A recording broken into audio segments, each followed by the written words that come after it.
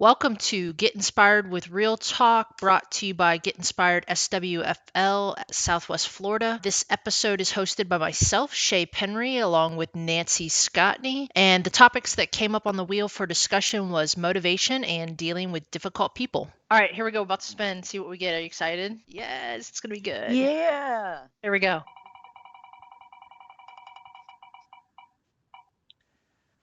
Well, guess what we got next? Motivation. Wow. That's hard. It is a hard topic. All right, well, let's talk about it. There's a lot you could talk about with motivation, how to maintain it, how to get it in the first place, How to get it. Yeah. and how to keep it. And how to give it. Oh, Oh, right. How do you motivate somebody? Encouraging them, allowing them to be themselves, forgiving. A lot of times my motivation comes from wanting to spite people. Right? That is a motivation for a lot of people. I specifically recall 2 years ago, I got rejected like back to back by 2 different women. I was like, well, F them. Look at me. I'm about to get in my best shape. Oh, I remember.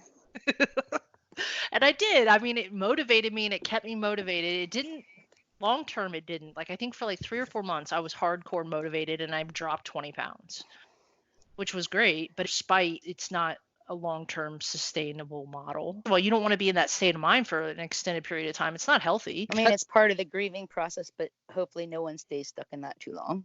Right. But then there's that period that I get, I don't know if you get, where it's all that anger and I'm going to do this and all that turns into I'm going to motivate more on a spiritual level.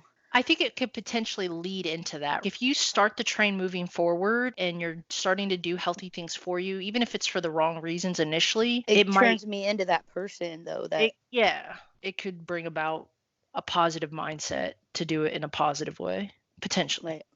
That's what happens to me. And we missed really touching the most common motivating factor, which when I talked about the spite, realistically, what that motivator was pain. Pain is an amazing motivator. And even though I said I did it out of anger or spite, I was just in pain. It requires different levels of pain for different people.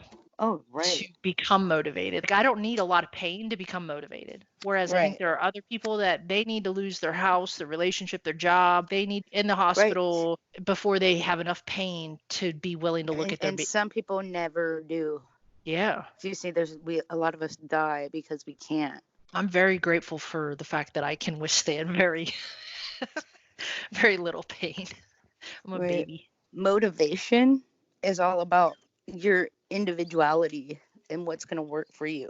Of course, we can figure out a dog is sometimes motivated by food, right? Most I make the dog sit, it gets food. Mm-hmm. You have one like mine, not so much. I don't know what motivates him. At some point, the motivation has to come from within. I just did a quick Google on motivation. There's intrinsic motivation, which is what you're talking about, which is engaging in a behavior because it is personally rewarding, not for an external reward. Right. And then there's extrinsic, which is behavior is driven by external rewards, such as money, exercise, fame, grades, praise. Well, and I think that intrinsic is what you would need for long-term change. Yes. So it's like when people get sober for their kids. The reason why we tell people not to do that, not because it won't work initially, but because it won't be sustainable long term, because you didn't do it because of internal desire. It's eventually going to come back. Gotcha. That's what I'm saying. Okay.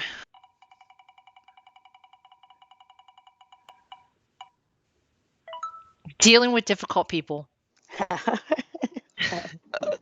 So basically, empathy. I can bring back every single topic that we have back to empathy, expectation, resentment.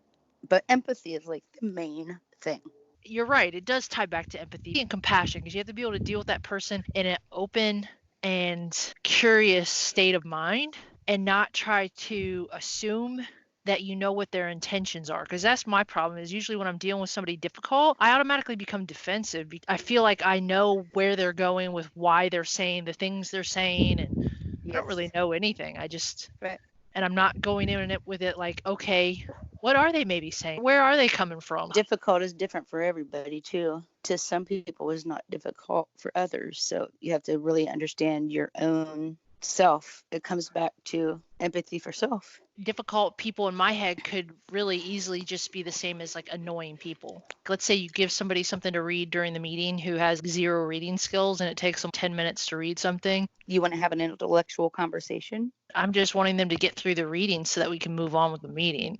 Right. But that's not a difficult person. That's more of like a difficult situation. Well, how do you deal with that?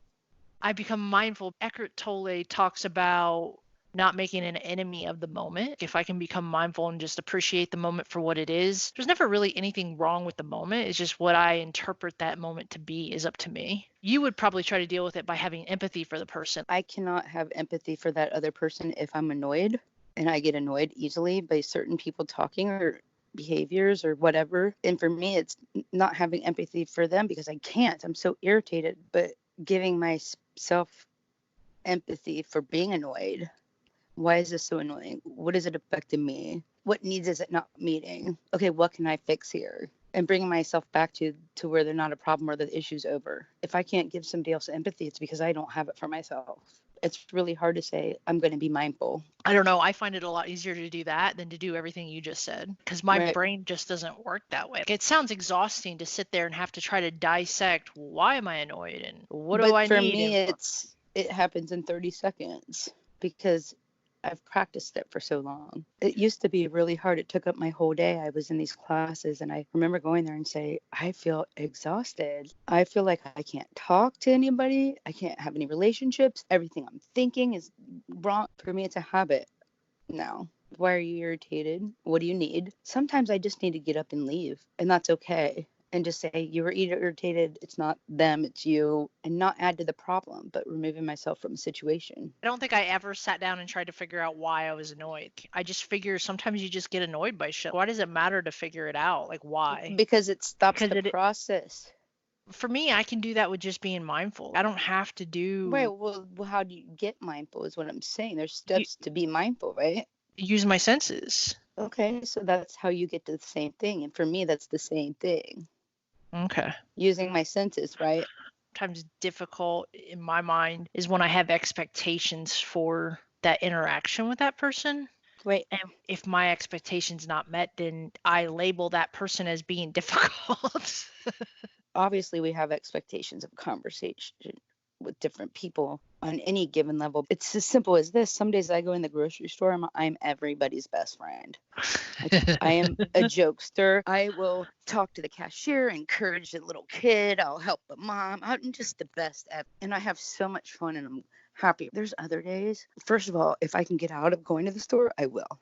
And if I do have to go, Julie's like, we're going, get out of the cart, we're doing it. I will put up my hood and do a drawstring thing and push the cart and keep my head down as low as I can so nobody makes eye contact with me. But let's talk about that, because does it go back to mindfulness again? So what you just described, I'm like that the majority of the time that I go anywhere. Most of the time it's because I don't ground myself before I go into places. I go into a place and I'm on a mission. I just don't really care to talk to anybody. But maybe I could be different though if before I went into a place, I grounded myself in my car and said, okay, I'm about to go into the store. Let's be really mindful and look at how can I give back to other people while I'm in there. Yeah. You know what you do? You look up and you smile at the first person you see. Just do one thing and it spreads. I've done this before. I will simply walk up to somebody that looks like they're having a bad day and I will seriously do something funny or make small talk to the person that looks sad and they all just change.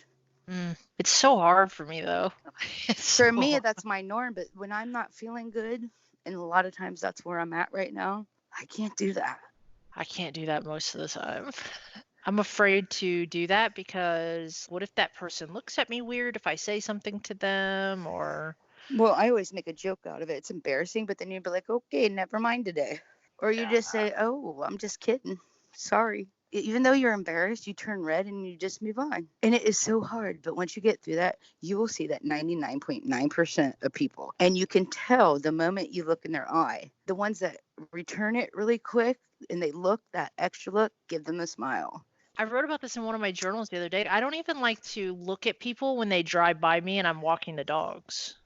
Why? I don't want to wave. I don't want to have to smile. Purposely act like I'm busy or look at the ground just so I don't have to. So like nobody knows you in your neighborhood. So if you died, nobody even know. Yeah, pretty much, except for the neighbor across the street. So doesn't that feel lonely? No. That would feel really lonely for me, I guess. Maybe it's the difference between being extroverted and introverted. Thank you for listening to this episode of Get Inspired with Real Talk. Don't forget, be sure to subscribe to this channel as well as check out our website, GetInspiredSWFL.com. Out on the website, you'll find all kinds of good things. You'll see information concerning any upcoming events, some online training courses. There's a submission form if you're interested in speaking at either one of our events or even on this podcast. Go check it out. Thanks.